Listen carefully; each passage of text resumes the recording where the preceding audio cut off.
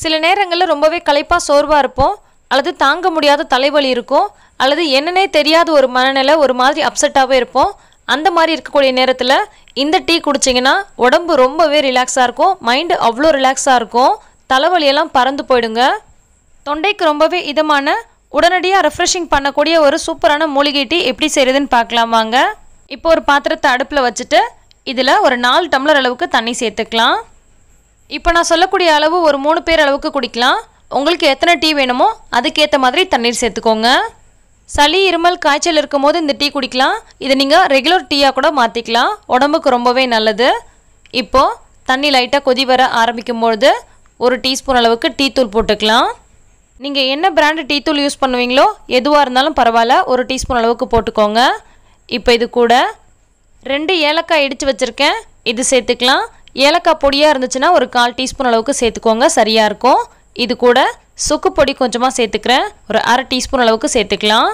உங்ககிட்ட சுக்கு பொடி இல்லைன்னா அதுக்கு பதிலாக நீங்கள் இஞ்சியை நல்லா துருவிட்டு சேர்த்துக்கோங்க. இது கூட ஓமவல்லி அல்லது கற்பூரவல்லின்னு சொல்லக்கூடிய இந்த இலைகள் 2 இலைகள் சேர்க்க போகிறோம். இந்த மூலிகையில் அவ்வளோ மருத்துவ குணங்கள் இருக்குங்க, நான்ஸ்டாப்பாக சொல்லிகிட்டே போகலாம். குறிப்பாக இது சளி இருமல் காய்ச்சலை முறிக்கக்கூடியதாக இருக்குது, ஸ்ட்ரெஸ்ஸை குறைக்கக்கூடியதாக இருக்குது, தலைவலி டென்ஷனை உடனடியாக நீக்கக்கூடியதாக இருக்குது, உடம்பில் இருக்கக்கூடிய கழிவுகளை வெளியேற்றி உடல் பருமனை குறைக்கக்கூடியதாக இருக்குது. ஸோ டயட்டில் இருக்கிறவங்களும் இதை குடிக்கலாம். உடல் எடை குறைக்கணும்னு நினைக்கிறவங்களும் இதை குடிக்கலாம். ஆனால் வெயிட் லாஸ்க்காக குடிக்கிறவங்க ஒயிட் சுகர் அவாய்ட் பண்ணிக்கோங்க. அதுக்கு பதிலாக நாட்டு சர்க்கரையோ அல்லது கருப்பட்டியோ சேர்த்துக்கோங்க. அதே மாதிரி இனிப்பு சுவை அதிகமாக சேர்க்காதீங்க, ஒரு நார்மலான அல்லது அதை விட கொஞ்சம் கம்மியான அளவுக்கு இனிப்பு சுவை சேர்த்துக்கோங்க. இப்போ இது எல்லாத்தையும் நல்லா கலந்து விட்டு கொஞ்ச நேரத்துக்கு நல்லா கொதிக்க விடலாம். இந்த மாதிரி நல்லா கொதிக்கும்பொழுது அந்த மூலிகையோட மருத்துவ குணங்கள் எல்லாமே இந்த டீயில் நல்லா இறங்கும். உங்களுக்கு இதோட இலைகள் கிடைக்கலன்னா நாட்டு மருந்து கடையில் கற்பூரவல்லி இலையோட பொடி கிடைக்கும், அதை வாங்கி வச்சுக்கோங்க. எப்போல்லாம் ஸ்ட்ரெஸ்ஸாக ஃபீல் பண்ணுறீங்களோ அப்போல்லாம் இந்த மாதிரி போட்டு குடிக்கலாம். மெயினாக தலைவலிக்கும் போது போட்டு குடிச்சிங்கன்னா ரொம்பவே சூப்பரான ஒரு ரிலீஃப் கிடைக்கும்.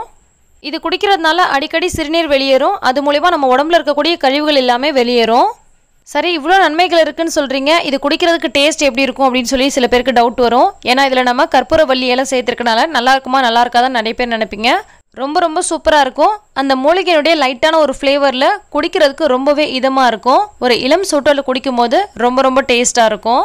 ரொம்பவே சோர்வாக களைப்பாக இருக்கும் போது அல்லது தலைவலிக்கும் போது அல்லது ரொம்பவே ஸ்ட்ரெஸ்ஃபுல்லாக டென்ஷனாக ஃபீல் பண்ணும்போது இது நீங்கள் செஞ்சு குடிச்சிங்கன்னா உங்களை நீங்களே ரொம்ப சூப்பராக ரெஃப்ரெஷ் பண்ணிக்க முடியும். இதை நீங்கள் எப்போ வேணால் குடிக்கலாம், டீ காஃபிக்கு பதிலாகவும் குடிக்கலாம், குழந்தைங்களுக்கு கூட தரலாம். வெயிட் லாஸ் பண்ணணும்னு நினைக்கிறவங்க சர்க்கரைக்கு பதிலாக தேன் சேர்த்துக்கலாம், கூடவே லெமன் ஜூஸ் சேர்த்துட்டு குடிக்கலாம். ரொம்ப சீக்கிரமாகவே வெயிட் ரெடியூஸ் ஆகும். இந்த ரெசிபி உங்களுக்கு பிடிச்சிருக்கும்னு நினைக்கிறேன். பிடிச்சிருந்தால் லைக் பண்ணி ஷேர் பண்ணுங்கள். நன்றி.